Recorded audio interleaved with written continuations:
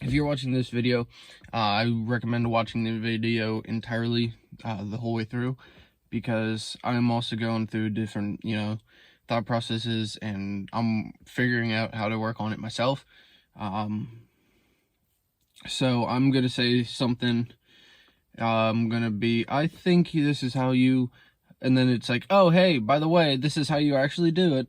So just watch the video the entire way through so you can actually know for a fact what needs to be done and what doesn't need to be done before you go ahead and do what I started doing and maybe mess something up.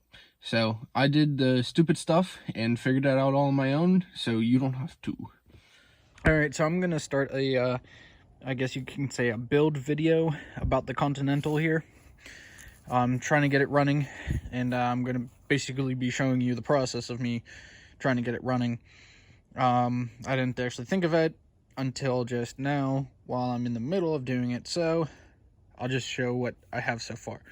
So this is the Continental little riding lawnmower. I was able to get this all fixed and rewound up and done up and everything, so it should work properly. I'm putting it outside my shed so it keeps warmed up. It's cold, so it's not going to fully, go back in. But this piece right here, this is supposed to click and tick backwards. I can get it to turn a little bit, but that's it. It should move freely. That's what that, whenever you let go of the pull string and you hear the when it goes in, that's making that noise. There's some ball bearings and some little angles cut into it, kind of like this, that the ball bearings get caught into, which makes you pull it. Whenever it backs up, the ball bearings will roll over stuff like this and will retract, making the spring pull back on the cord. So that's frozen solid. It won't retract, so I can only get one pull out of it. I gotta fix that. I already took the carburetor off. The carburetor is inside the shed. I had a bunch of water in the line. So there was a bunch of water in the line. You can see all that. It was just leaking right out the seal. So I need to get a rebuild kit for that. But for now, I'm going to be tearing it apart, cleaning it up the best I can. I'm going to go to work and see if I can't get a rebuild kit for it. Once I get the rebuild kit, I'll be putting it all back together. I'll be tightening up the gap on this, because that's actually pretty far out there. It's only supposed to be about 1 business card, and that's probably about 5 business cards away. So I'll be bringing that closer, so it's closer to this magnet, which that's supposed to be connected to, and that I don't think is the correct coil pack, magnetron, or whatever you call them. I don't think it's even close to being the right one, because this engine should have a points and condenser on it, unless it was converted to being a magnetron, which runs off the magnet. I don't think this one was converted fully, so I'm gonna have to figure out how to convert it, and or if I can get one of the original packs right there to see if I can get some spark going. So carburetor is my first priority though. Once I can get that cleaned up and fixed, I'll then work on this right here. Hopefully I can get it to retract. And then my last issue would be getting the coil pack, magnetron, or points and condensers and stuff like that. Get that all fixed up and ready to go. And after that, I should be ready to test fire it and go from there. So of course, out of all the carburetors I have none that looks relatively close to this. You might be wondering what that is. No, I did not spill my dip. I got dirt in my carburetor.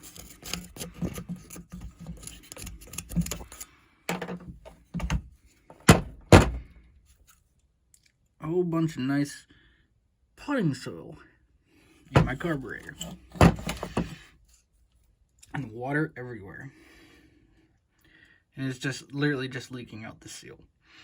So this carburetor might actually just be a loss, but I'm still going to rip into it because, like I said, out of all the carburetors, I have not had one like this. So it'd still be, you know, a pretty cool thing to look into.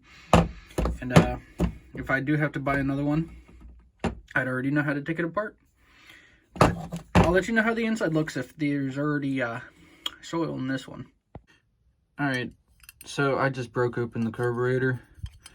And, I mean, it's not terrible, but it is pretty well damaged. Like, someone was in here before. The pin is broke and bent.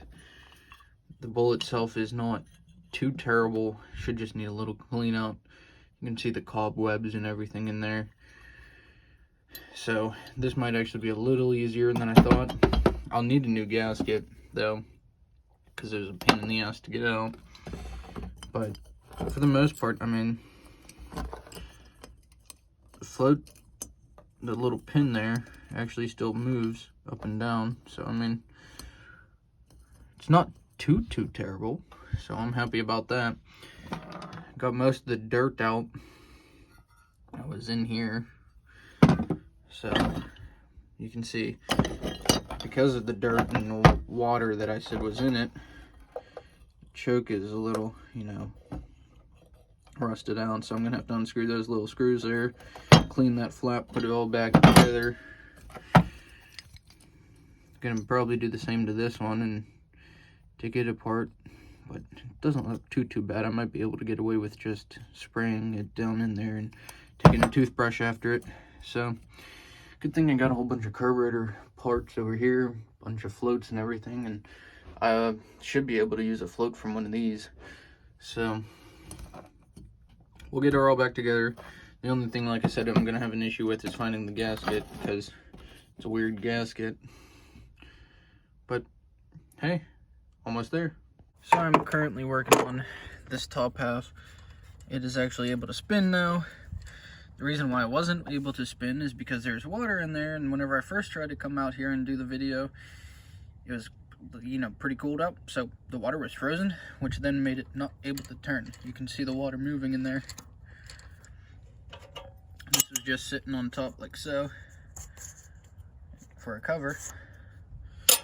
So currently I'm working at it like this and spinning it.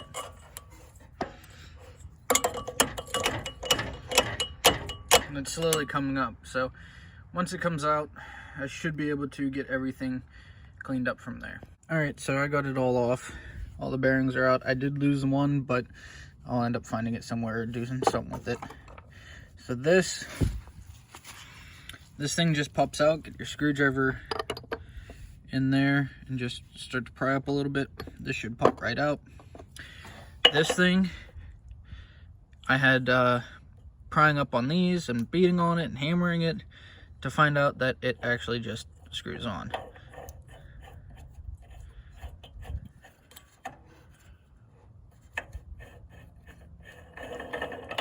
So if you got to do these, this can be popped off.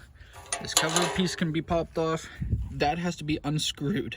So don't just go hitting and sitting here and hitting it like I did. It actually just got to get unscrewed. So now I'm gonna go and clean it all up, spray it down with brake clean and stuff like that, carb clean, brake clean. There's supposed to be a little piece of felt in there or something, because that's where you put the oil. I'm gonna clean that up, gonna spray it all down, clean it all up, put more lube in there, so that way it will be able to retract. And then I got to then do the coil. So I'll do that after I'm done with this. So we now have this back on. I just filled her up with some 30 weight. I don't know what's actually supposed to go in there, but I mean, it's good enough for me. It's spinning really good now, all cleaned up. And then see how it locks.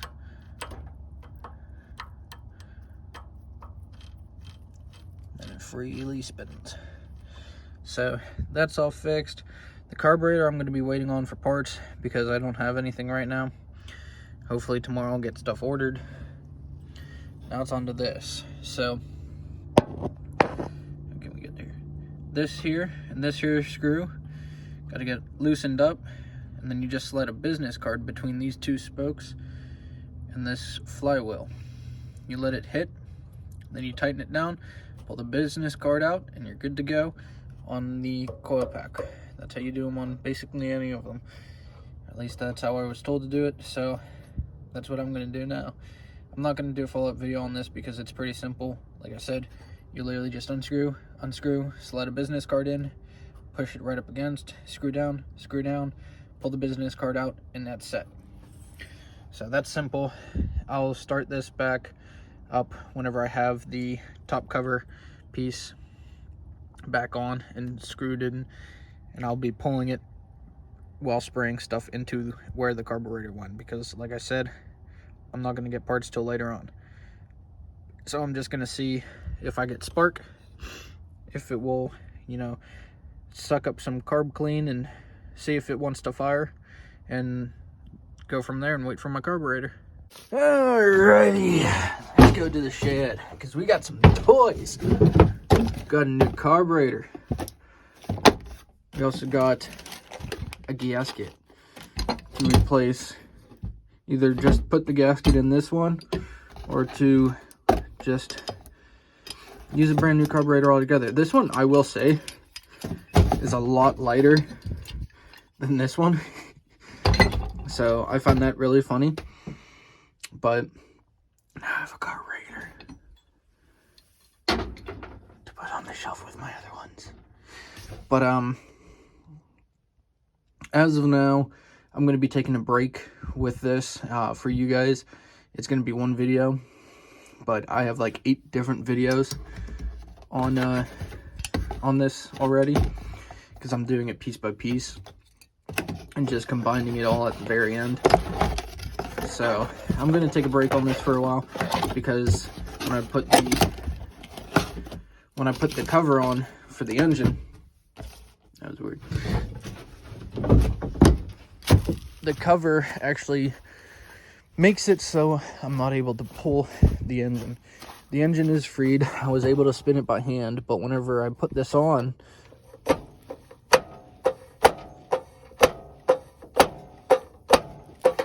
it's hitting somewhere.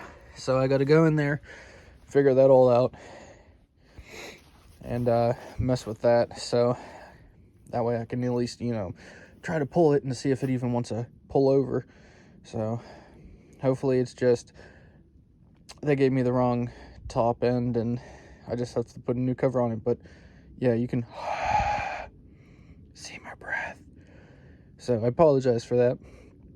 But that is where we're left off right now. You guys will see me jump right back into it. But all right, so yes, I know it's dark, but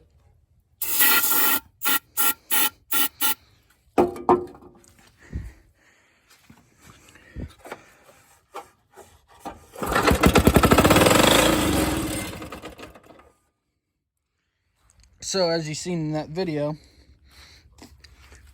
it runs. The reason why it revs up so high is because I still don't have the carburetor on, as you've seen. So once I put the carburetor on, we should be good to go. So the reason why it was locked up is because, I don't know if you can tell, there's a space between the two there. I believe I'm missing a washer or something that's supposed to go there, a spacer in the flywheel. I'm like, why is it hitting? Why is it hitting? I asked people at work. They didn't really know what was going on. I'm like, wait. The only other thing I can think of is if this is the correct case, and it should be the correct case. These are all common throughout these engines, so it shouldn't be the case. We couldn't figure out what it could be. I'm like, wait a minute. Wait a minute. What if the flywheel is off? So I took the hammer, tapped it down some, and it's free to go. It still hits sometimes. Like I said, it's going to be off now because I hit it. So one side might be higher than the other. But it was enough for me to pull it without the bolts in. So, and it's a one pull start. It fired right up. So I just need to figure out where to get the spacer for that, or how to make a spacer or something for that. Put the carburetor on, and this thing should be ready to go shortly. So I'm actually super excited. It was a lot less time of a wait. It was only like 3 days until I realized, wait, what about the flywheel? So hopefully I'll get to work, ask some guys around there, see what about that spacer, and I'll be putting the carburetor on once I'm done with the spacer. That way, you know, weather-wise, it's all wet and rainy, I don't mess up my new carburetor. But till then, so far so good. Okay, so earlier in the video, you see me put oil in, like in there, under that cover, where the ball bearings and everything were.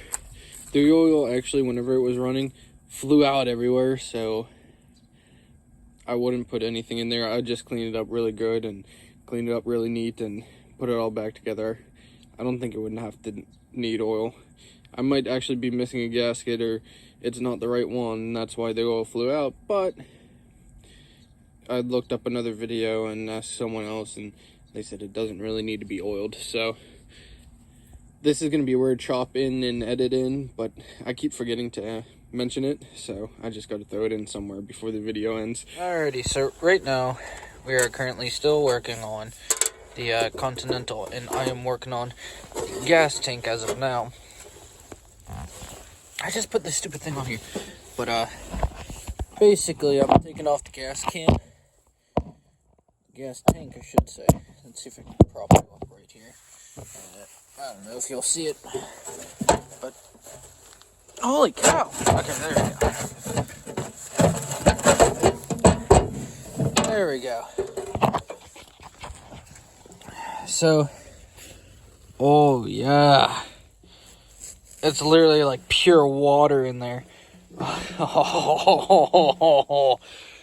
Oh yes, that is dirt, rust, and just pure water in there. Oh, that is disgusting. But supposedly this gas tank has 2 mounting spots on it, which is actually very cool because it literally just bolts into the hood, and then this is the cap for it that sits there and actually helps keep it in place too. So we'll just be bloop bloop setting these on the seat so I don't lose them. Oh, this is actually a tiny little gas tank. So this is oh, that really does not sound good at all. Oh yeah. Oh, I gotta somehow figure out how to clean this. So, but as of now, I'm just gonna throw a different one in there. I'm probably gonna throw this little thing on there for now until I figure out what to do with that, because I'm gonna be, where'd I put it? There it is. I'm gonna be putting on my carburetor today also. So I'm gonna be putting this on. I'm gonna be putting gas in it. I'm gonna be running a line, and hopefully she fires. Hopefully she stays running. We shall see.